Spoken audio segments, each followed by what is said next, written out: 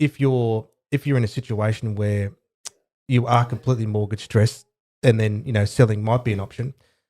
We've found now that in a lot of areas in Hobart, renting is actually cheaper again than it is to buy. Going twice, sold.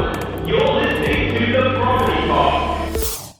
All right, guys, welcome back to the Property Pod, your weekly engagement into real estate here in the Hobart Marketplace. I am your host, Aaron Horn, and I am only joined by one team member today. Our illustrious leader is elsewhere in the globe, but welcome to the show, John McGregor. Hey, mate. How are you? Good. Although, as we've just soon discovered, my filing cabinet of my brain is just locked this morning. It's funny, we're going through things and you're calling a certain TV show like it's close, you're centimetres away from you. Have you seen that show Band of Heroes or that show Money? I'm just like, no, Billions. Yeah, Billions, Band of Brothers. Yeah. Well, even with obviously Sam's got his new Raptor, which is red. It's a pretty bloody good car, and I didn't realise there is a 2-year wait. Yeah, I didn't realise that either. Yeah, well, I know he's been waiting for donkeys to get it. Yeah, but no, that was 12 months. So I mean, God help all those that are trying to buy one now. I guess Raptors are a rare breed. It's kind of hard to find them. Which is where they were trying to think of redheads' names. I know another rare breed. Yeah, another redhead.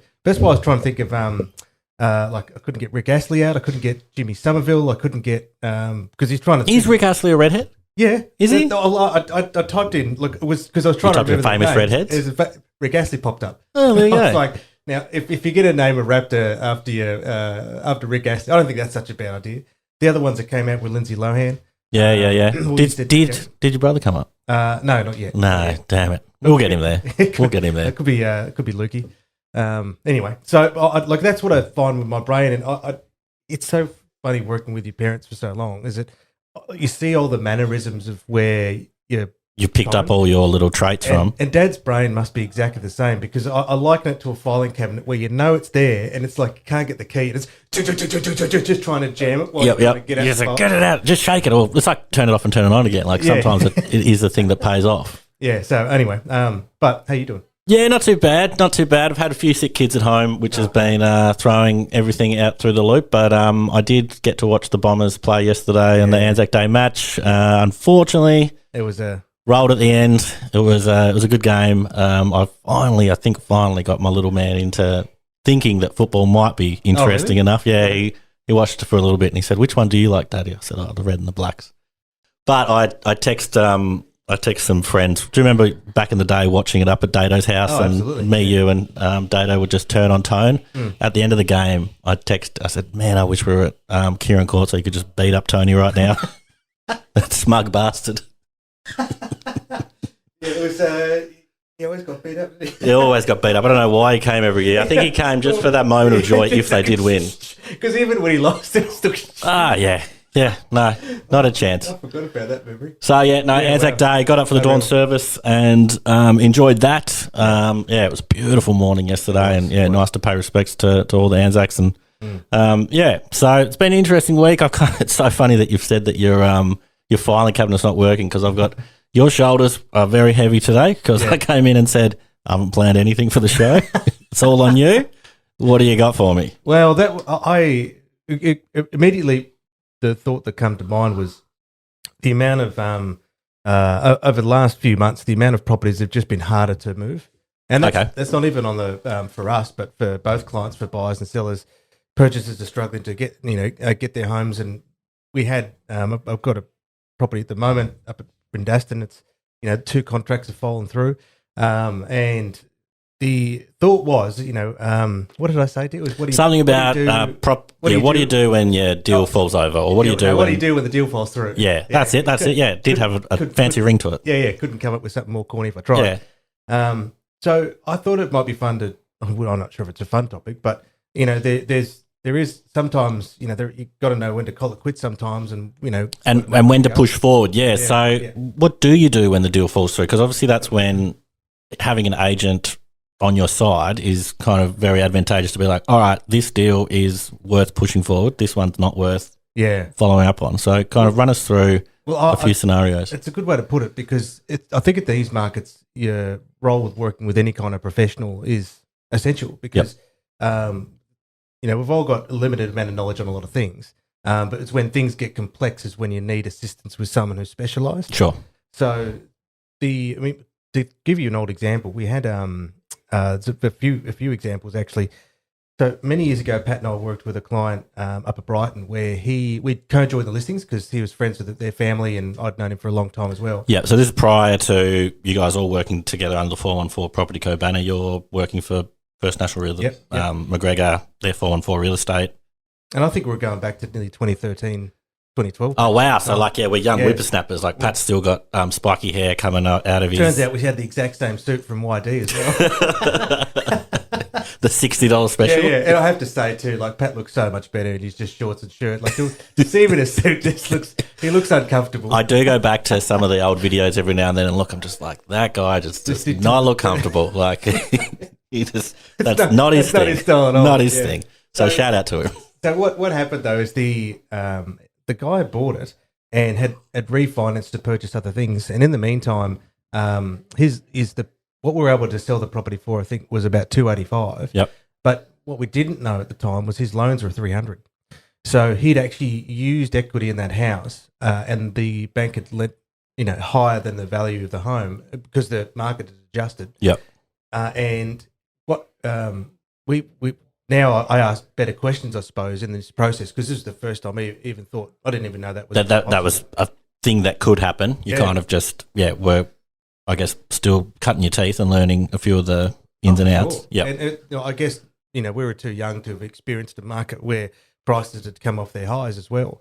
So what happened was when we actually secured a contract, in the Tasmanian contract, because he couldn't pay out the loan for the bank, and when you purchase a property, the bank will take out a covenant on your title, which just basically says they have a vested interest in it. Yep. And before they will allow you to release that title, they have to be paid out first. Okay, yeah, sure. Yeah, totally makes sense. In the Tassie contract, it refers to the purchaser the vendor must provide a good marketable document of the title. I don't know what that's worded in the other states. Yep. But what happened was finance was approved, everything was unconditional, and then on his part, he couldn't actually he couldn't sell. Yeah. Because the bank wouldn't release him from the property. So it was an interesting one where the buyer was able to complete in this case, but the owner wasn't, yeah. And it wasn't that either party wanted to be able to actually not sell.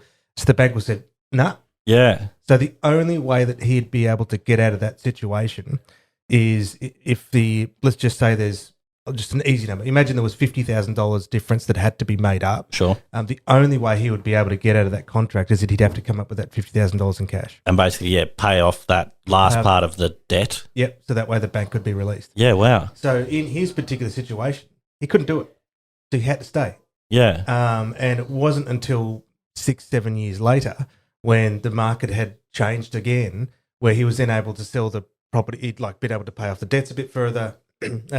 And then the house was worth a little bit more, and we could finally sell it, and then he could move on. I guess that's kind of, I don't know if this is so far off where we were going to take this conversation. Is that kind of something that might be happening in this kind of next little period where a bunch of these fixed term loans that were kind of fixed at, I don't know, mine's at 1.8 or something percent, and something I think like you said before, you're paying 6% on yours or something? So because we tried to before it gets refinanced, mine was adjusted to I'll just say 2.5, I think. Yep. And then they gave me the most expensive product they basically have. Yeah. Without, so that just automatically transfers. So they went, great. Yeah, you had your fixed deal. Now we'll give you the most expensive product we have, which was 6.5%. Yeah, yeah. And you can now when speaking with the broker, I'll be able to get it to about 5. But you're right. Think about the difference in yours. What's that? Times the size of the interest rate? Yeah, I would have no idea how we're trying to balance the books at the moment and try and keep in front of that, and we easily know that this is going to be the number for the last few years. This is how much we're paying off our repayments. So, are we getting close to this point where there's going to be all this stress on people, and they're going to be selling for I know we've talked hardship. I don't know if I'm way off base with where you were talking about this other guy who's selling for some reason that he's got to get rid of his place. He's $50,000 short in our example. Yep. Is that something that we could be seeing in a few months' time? It seems that way. I think they're talking about now with the I can't remember what it's like a mortgage trapper. It's like a mortgage strangler. They've got a fancy word for it. The reality is though is the people have purchased to their highest capacity at the time, and then the cost of they've gone from these really appealing interest rates to really high. Yeah.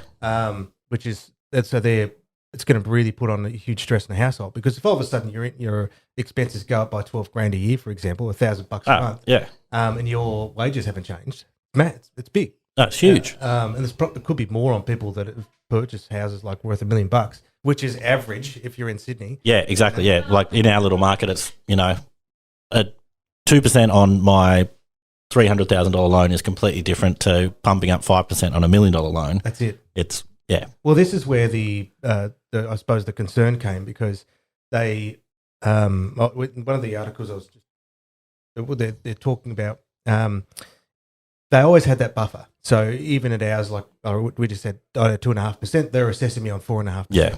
What I suppose those buffers didn't anticipate that they was going to go a 2% above even their original buffer. Yes. And so what's happening is for people is they are they've got themselves into a loan at that lower rate. Yep. But because now they still have got that buffer applied, even now, is it now like imagine they're trying to refinance to 5%, but they're assessing you at 7%. And then your income and your expenses are nothing like that's changed. And so they're actually not able to refinance.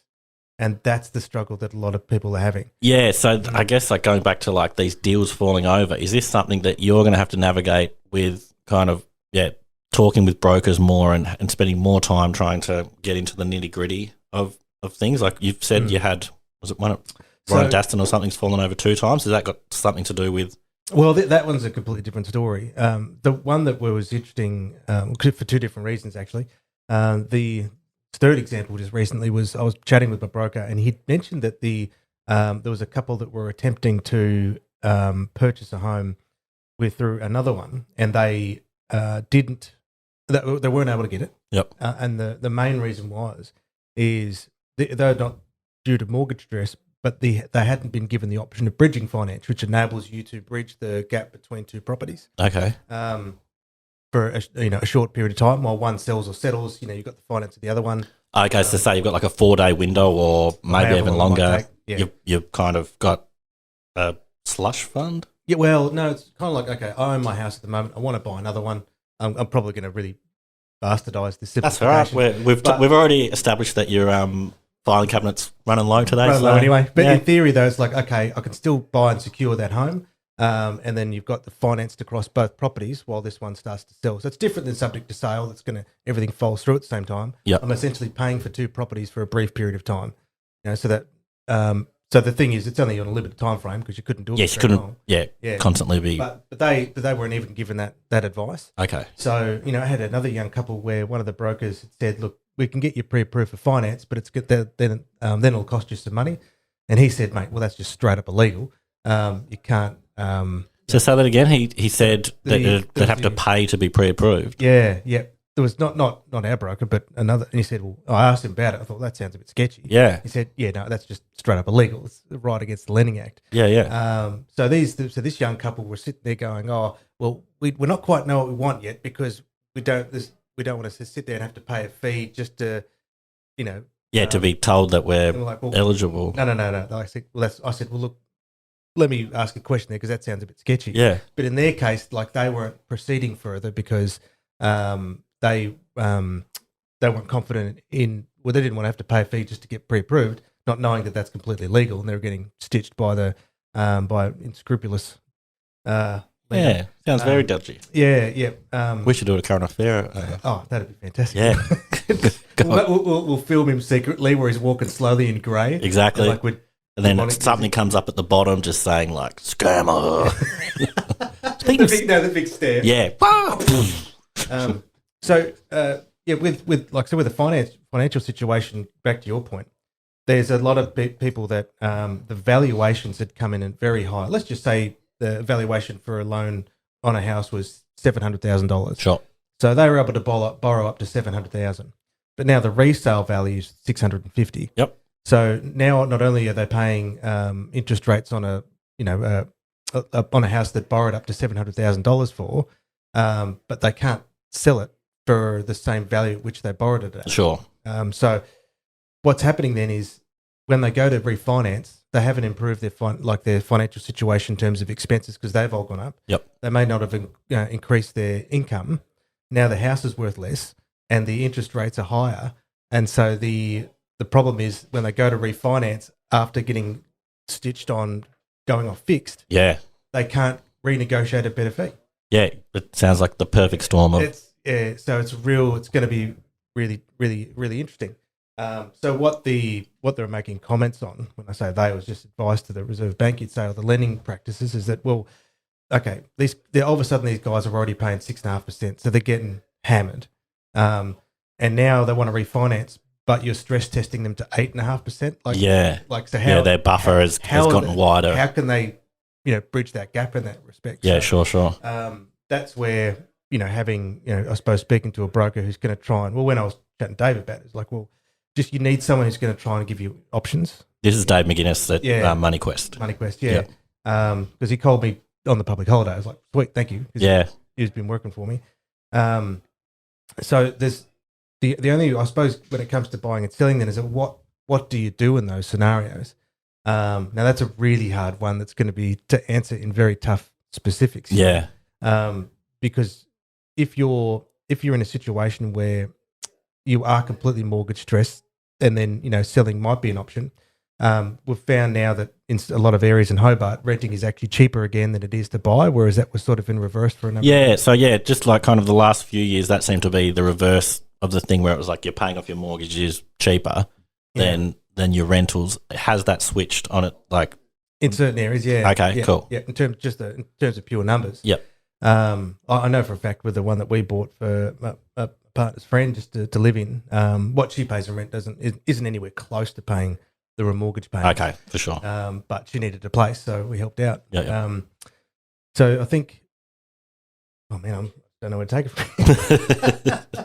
I guess I just wasn't. I wasn't aware that, because I guess is that based on the mortgage repayments now are higher because of the interest rates that's blown out that idea of, because obviously when I purchased it was cheaper than renting because I could get such a low interest rate. Now that it's going to blow out to say you're 5%, it's going to push my. I'm so bad with example numbers, but say it was $300, going to push that out to $450. Once all those things bump up, is that how the rental prices are now just that little bit lower? Well, I heard, this is an anecdotal example from my dad back in the late 90s where they'd experienced an adjustment of 10% on house values. Yep. And no one was actually wanting to purchase property in Hobart at the time. Okay. And they had a massive influx of properties come back onto the rental market because they couldn't sell. No one was buying. And it wasn't until the interest rates were reduced in the early 2000s where we experienced what they called the first modern day boom. Yep. The prices went up 350% locally. That all those rental properties that people were hanging on to previously, but they were like, "Oh, sweet, now I can finally sell them." Yeah. So the amount of transactions were at least double back then, even what we had last boom, Okay. in terms of volume of actual transactions. Yep. But this time, I suppose what's different is it may not happen the same because people have got alternatives, and maybe will we see people moving sideways and doing Airbnb? Yeah, see for sure. People doing sideways or putting those properties into the rental market, especially if they can't see it. So, when it happened to me, when I had my first unit, I think only at the time by the time everything was, I had other debts, and then I had my house, and that the interest rates got to, I think 8.5% on that one. Obviously, it was much lesser value. Yeah.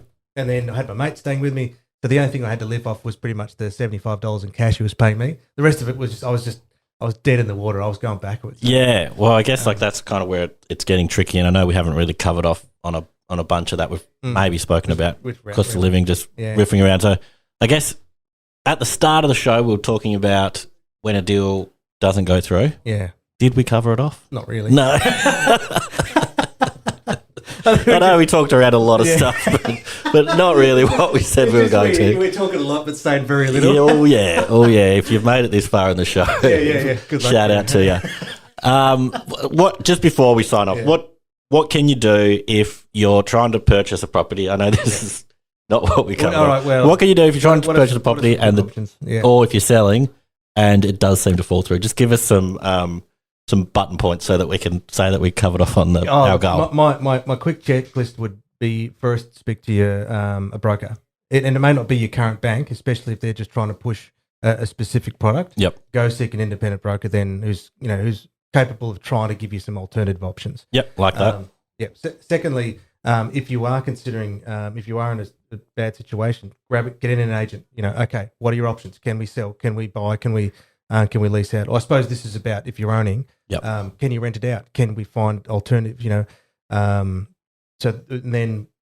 So I've got like an actual breakdown of changeover costs. So it's like, okay, this is where you're at. This is what you could be, and this is where it's going to be. Once it's ended. So at least then, it's about reassessing your financial situation. I'm not going to worry about giving unsolicited advice around budgeting. I think people can make their own call on that. But then the other thing too is, if you can't refinance and you have to sell, like they're probably your best buddies to go, okay, giving you bigger options. Yep. And then I suppose how you navigate that through, like, okay, do you get someone to rent even just one room in your house? Yeah, for if sure. If you've got a 4-bedroom house, it's like, oh, we've got this spare room that I just kept a few little bit of junks in. Why not lease it out for $200 a week? Yep. $100 a week. Look into some different options. But find ways to, I suppose, adapt your home that can enable you to get a little bit more, get more value out of it. And then when you're buying though, the other thing too is, I know they're getting a lot. Their assessment tools are a lot better than they used to be about a quick little disclosure on your expenses on a piece of paper. And How much do you spend on this? How much do you spend on that? Like with my refinancing now, like it linked to my bank accounts. So they've just got the full disclosure and all that kind of stuff. Exactly. Which is it's like, oh, it is what it is. It's probably better that they have the exact numbers than you say, like, I think I spend $200 on takeaway a month. And then you're like, oh, crap, I spend $900 on takeaway a month. Like, I'm so far off my mark. But, it's not that much every time I do it. Well, that's, I guess, the two options of either saving more money or using guarantors. I know we've talked about that kind of stuff before. But one thing I'd probably, look at again is, this sounds awful. Readjust your expectations. Yep. If purchasing's a route that you really want to go down, the good thing I suppose is if you're returning with confidence, knowing that the interest rates aren't going to double again, you're already planned where other people are getting hit by. Yeah, they're thinking that I was in a really good spot and now I'm blown out of the water. If you think now I'm safe where I'm at, it's not going to extend out to 12% or something. That's it. If as locally, I mean, our market is definitely stabilised. It's the good thing is because there's no longer that fear of missing out. Allow yourself to be a little bit patient. Allow yourself to find that little bit of a better deal. Allow yourself to be a little bit more confident in a negotiation. Yep. Just yesterday we caught up with a couple who put in a offer well below asking price. Look, that's fine. That's the want to move. We'll slowly bring a deal together. I know. But obviously, it's going to take because they're very patient, very savvy. So it'll take a little bit of time. And if you are doing that, you're not confident. Again, seek advice from someone who can help you negotiate. Yep. So at least then, if you are purchasing, it's always an encouragement to try and secure the property at a as a better deal you can. That's absolutely something you should search to do. But try and ensure that you still don't stretch yourself. Yes. Okay. Just because you can borrow up to that limit. This all of a sudden, you'll go, it's really disappointing because if we could just get that little bit more. Yeah, maybe I could get an extra 20K on top of that, like just to have a little play with. Yeah. But the only thing is, though, is that, yes, you've been able to get that, but now what happens when something goes wrong? Exactly. And I guess it's really unfortunate because, if I'm not careful, I could absolutely get myself in that same situation with our two properties now. Yep. That we only did for family. That you've got to ensure that you've got a buffer, worst case scenario, because what we may actually see what happened to my friend many, many moons ago, where people were borrowing above what their real capacity of that house is. Yep. Now things have adjusted and now they're trapped. So trying to ensure that, get all those advice correct at the start so that worst case scenario, you won't get trapped down the road. Yep. So the biggest takeaway is we talked around a lot of stuff, but talk to an expert or talk to somebody. Yes, advice. Don't listen to this. You can talk to people. It doesn't cost a thing to talk to people, like the people that got in trouble or got told they'd have to pay for the pre-approval. Doesn't cost a thing just to have a conversation and find out your options. So, reach out to some people and find out more from them. Yeah. Obviously, some airy-fairy conversations in a podcast studio. Don't go off those. Once you've got the info in front of you, there's definitely ways of finding out the correct means. And just think about it. He's got this whole show on his shoulders today. He's got a broken the filing cabinet. The filing cabinet's jammed. I reckon we would have had more success had we talked about Band of Brothers. Yeah, and I would have enjoyed that 1,000 times more than just being like, I'm floundering here, man. But yes, thank you for the show. Hopefully, Pat will come back and save us next week. Actually, no, he won't be back next week. He'll be still in the Philippines. Looking forward to more ramblings of the idiots. Yeah.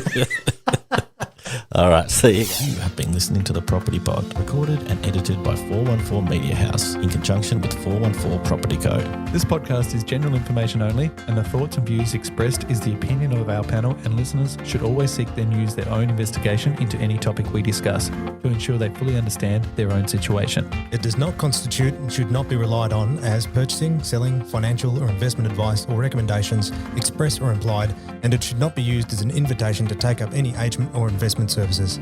No investment decision or activity should be undertaken on the basis of this information without first seeking qualified and professional advice.